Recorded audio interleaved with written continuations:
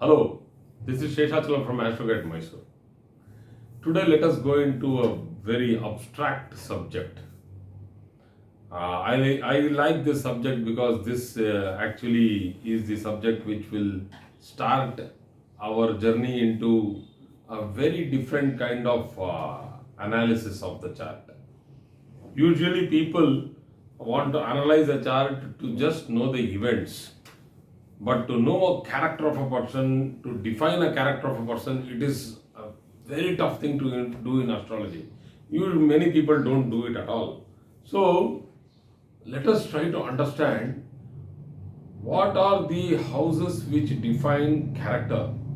I have already done this kind of a video earlier, one or two videos with a small introduction to the fifth house, the third house, and so on. But today I will be talking to you about the 12th, the 11th, the 1st, 2nd, and the 3rd. When we go to the Jaimini Sutras, we understand the system of Aruda, and also we understand the system of Argala. So, not going so deep into the Jaimini Sutras, we will try to understand how this actually works for us to go ahead and do it as a mathematical analysis. We should not be doing, I felt like this, I'm not an astrologer who will tell, I just close my eyes and tell, oh, this is going to happen in your life. That cannot happen. You need to have a mathematical, logical analysis of a chart that because of this, and this might happen. It might be a complicated process, but it has to have a pattern. It has to be tested. So, same way, let us understand what is the 11th house, what is the 12th house, what is the second, and what is the third house. We all know that the first house is the ascendant. So, going to the point of directly understanding what is an ascendant through astronomical level is the sign which rises in the horizon, in the eastern horizon at the time of birth, is the ascendant sign, and the degree in which it stands, there we mark the degree and we call that as ascendant. Let us say 13 degrees and 10 minutes. So 13 degrees and 10 minutes is the line where that particular sign was moving up into the visible spectrum half. So there are two halves. One is the visible half, the other one is the invisible half. So the visible half starts from the point of the ascendant, that is that, let us take it as 0 degrees, that 13 degrees 10 minutes which I gave you an example of, let us take it as Karkataka Rashi. So we have 13 degrees and 10 minutes elapsed Karkataka Rashi, and then we have the 13 degrees 10 minutes has elapsed, so that means it's behind in the chart. So we go reverse. So behind that is the 12th house, that is the Gemini. Then behind that is Taurus, that is 11th house. So in this example, 13 degrees 10 minutes has elapsed. That means it has already risen. That particular sign has already risen. So the remaining part would be the 16 degrees and 50 minutes of Karkataka Rashi, which has to still come out. So that will be a part of the first house. Anyway, the house system is different. I will not come into it now. So then we'll again go to the next one which has to come after Karkataka Rashi, that is after Cancer, that is Leo. Then we will have Virgo. So this is the frame which we are talking about now. So half of it we can see up, half of it we cannot see. So what is that we are talking we can see, we cannot see? That means the ascendant has already moved. It was moving when the child was about to be born. the ascendant was continuously moving. It was happening for that particular given place. If I take, for example, Bangalore at a given point of time, the ascendant is at a given point of time. So 13 degrees 10 minutes area, Cancer from Bangalore in the towards the eastern horizon. So it is rising. So it was already happening. No, the ascendant was moving from Aries to Taurus to Gemini. It was not waiting for the childbirth. It is happening, and it is still happening. So that is what we calculate for progressive horoscopy. So the ascendant is moving, it is continuously moving, it will never stop because the earth is turning. It is rotating on its axis and going around the sun. That is astronomy. Now coming to astrology, the ascendant has experienced Taurus, has experienced every degree of Taurus very recently, and then experienced every degree of Gemini very recently, that is 2 hours before, and then 1 hour before when it just entered into Cancer, and something not even 1 hour, I think around 54 minutes, 13 degrees into 4 minutes, each degree takes around 4 minutes. That's how the longitudes have been divided into 360 longitude, 3 degrees, 360 into 4, you get 24 hours. So that 13 degrees and 10 minutes have been experienced, elapsed. It has already seen that. The baby which was about to be born has already gone through that before its first breath. You mean to say the chart starts only at the time of breath? No. This is the myth and the blind faith which people are, simply cutting off the time of ascendant exactly and telling that, oh, I don't want to know about the past 1 degree or 2 degrees. I just want to know only from the point where it starts and now my future. I want to know my future. When will I get married? Well, whether I'll become IPS, IAS. Know your past. No, it's very important. You get clarity of your previous 9 months and 9 days and 9 hours when you were in the womb. Very important. Earlier days, that's why I'm telling, every Yuga had a different type of calculation and different system of calculation for astrology.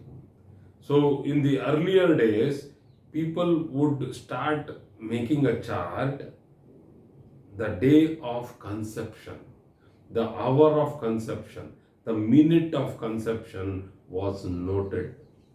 That was a conscious way of having children. So that is what was known as muhurta for having children. We call this as garbhadhana muhurta. Garbhadhana. That is, garbhadhana means when a man and a woman consciously, which is a little difficult for me to explain to the modern society, consciously decide that today is a good day, today is a good nakshatra, today is a good time. So this is the time when we will think that we should have a good prajanana, that is good prajani. So the word prajani comes from the word of Sanskrit prajanana, which is the phenomenon of having offsprings. So they would think and then they would go through it in a particular time, and so that particular chart was very important. That is the time when the fusion has happened, the embryo has started to build, the life has that, that's the dark part of life. Please try to understand. That is the dark part of life. The whole 9 months, the baby wants to know what is outside. And once it comes out, and after some years we would want to know what is inside. How foolish it is. We left off somewhere, some gap has happened in between. That is called as ignorance. That is the lagna. So that's what I made some notes on this. This particular box was ignorance. So the past experiences of a person, the past experiences lodged into the memory of a person has to be understood from the 11th and the 12th. Why particularly the 11th and the 12th, sir? It can be some other house also. Yeah, you can put it in some other house if you are able to deduce a mathematical pattern. Let us count. The 8th house is our desires, right? So counting from 8, 8, 9, 10, 11 and 12. This is very important. The 12th house is the 5th from the 8th. Very, very important. 11th house is the 4th from the 8th. So counting from 8th, the desires, whether they give fruits and you enjoy your desires, enjoy. Enjoy means it should be from all your 5 senses, taste, sight, listening to good music, good sound, all these things, all 5 senses. So whether you will enjoy that is to be seen from the 11th house. The 12th house is how you reciprocate to that particular taste. So that can also be understood from the lagna. So why is this reciprocation so important? If you indulge too much into your desires and you keep enjoying the 11th and 12th house, sukha for the desire and the reciprocation, you will lose sight of yourself. That is lagna. That is why the 12th house is called vyayasthana. That means let us enjoy as less as possible, or don't get attached to the enjoyments. Like the great agoris, they don't get attached at all to whatever, they overindulge so that they never get attached to it. And then slowly they come to a point where it's a repulsion. You give them something which is great in taste, they vomit it. They can't eat it anymore because they have overindulged themselves into it. Aghoritana. So agoras. So we'll not go into that dark side. Okay, that is the 12th house. Overindulgence also is 12th house. Indulgence is 12th house. Getting the sukha, that the rasa, that is the extract out of that great happiness out of it, the minutes of happiness or the seconds of happiness, whatever you can relate it to yourself. So that is the 11th and the 12th. That will sit in the brain from the day we touch this earth. The day we take the breath, the Panchabhutas come into action. Panchabhutas come into action even before we are born. In the womb itself, we are floating in the placenta. We are still having that, full contact of Panchabhutas. We are not breathing. There is one thing which is not there inside us, that is the Vayu. It's not there. That prana is not there. The Vayu, the prana which comes because of Vayu is not there at all. Once Vayu goes inside, suddenly we wake up into a new world of ignorance. And then we start to keep thinking, as you want to know what happened yesterday, because your memories keep telling that you don't eat that, man, it tastes bad. Don't go there, it's not good. Who tells you that? Your own memory. The same way, after birth, immediately after birth, let's say a week or so, the past memory, it is there inside you. It has not gone. You have not wiped it off. It will keep interacting with you. It will be telling you, do this, do that. So then we start slowly accumulating our likes and dislikes, our comfort and discomfort. We start doing this. I want this, I don't want this, I want to be like this, I don't want to be like this. And because the root of this is our time we spent in the womb, that is the most important period in a person's life. So, parents who are listening to this, if you want a good, we all want good civilized population in the next coming generation, because we know what's happening to earth. So if you want a good civilized, prajanana, means that good civilized offspring, then you need to first behave civilized when you are having the baby inside you. It's not only for the mother, it's also for the father, it's also for the in-laws in India, all joining up and sitting together, talking negative, seeing all horror movies, all the OTTs flooded with psychopathic killers, X, Y, Z, all nonsense. Your heartbeat races. Your child can't understand anything else but that language.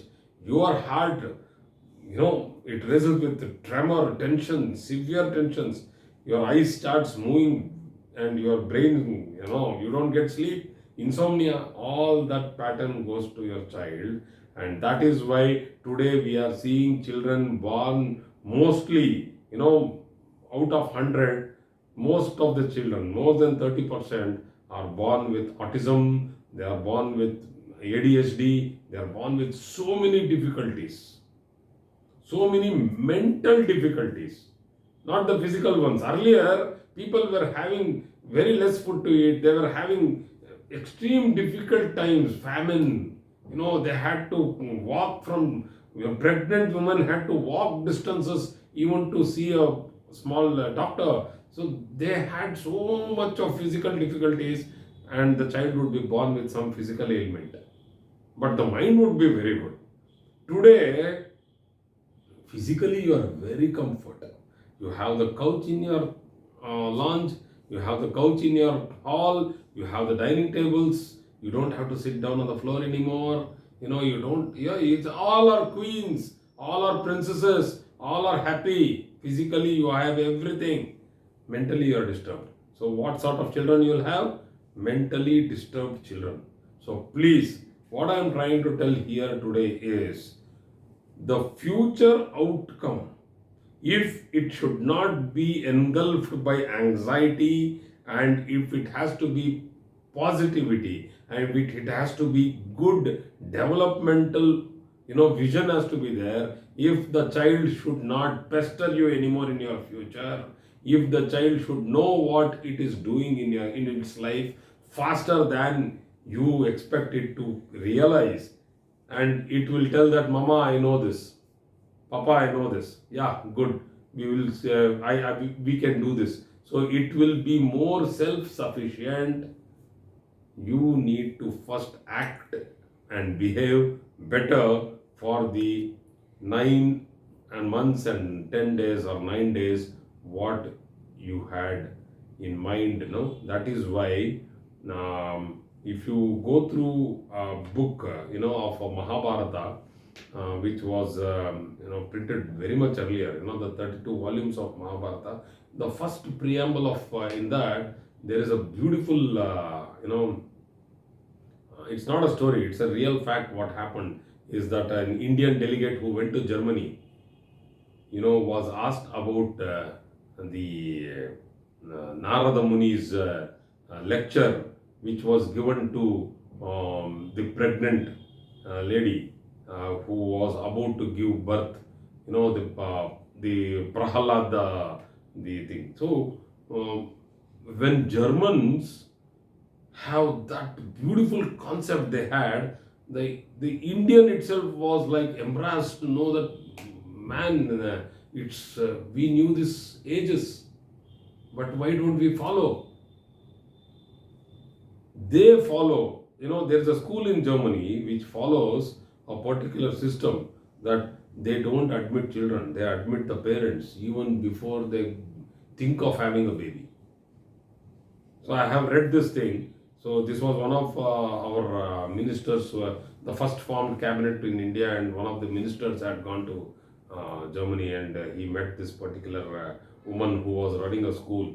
90% of all the German politicians have come from that school.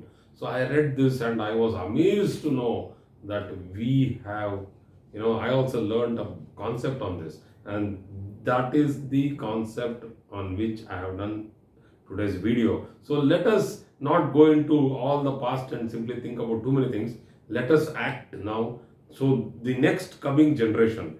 So my prayer would be that you people are those people who would want to have children. Behave not in fear, what would happen to my child? That's why I have to behave like this. No, change yourself permanently. Be good.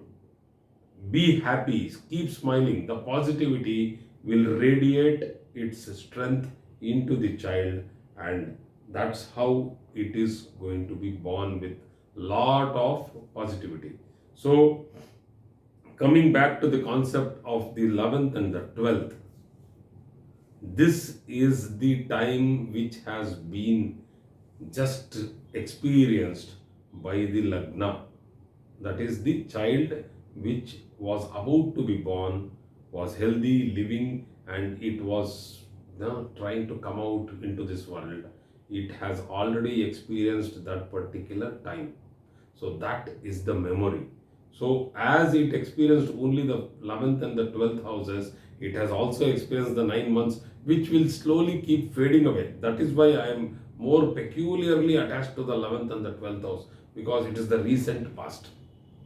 So thank you very much for today's class, and I will go into further analysis of character and how to define character in the next coming classes. Thank you.